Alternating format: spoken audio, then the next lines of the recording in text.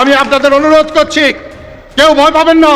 বীরুরা ভয় পায়, কালীহাটের মানুষ যেখানে আমার জন্ম হয়েছে, পাকিস্তানিদের দেখে আমরা ভয় পাই নাই। তাই এই সমস্ত দুষ্কৃতিকারী দালাল ঘুষখোরদের দেখে আমরা ভয় পেতে পারি না। রাজধানীর বুকে আবারও রাজপথে নেমে দুঃসাহস দেখালো কার্যক্রম নিষিদ্ধ আওয়ামী লীগ।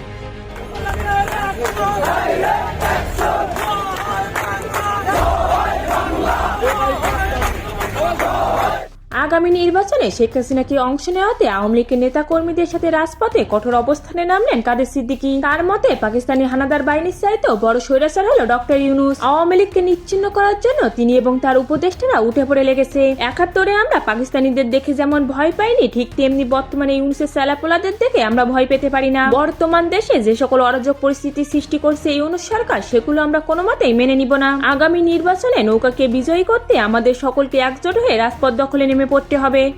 কালকে যদি ওকে নৌকা না দেয়, বৈঠা না দেয়, ওকে যদি হাল না দেয়, তাহলে তো রাস্তায় মারা হয়ে ফিরবে।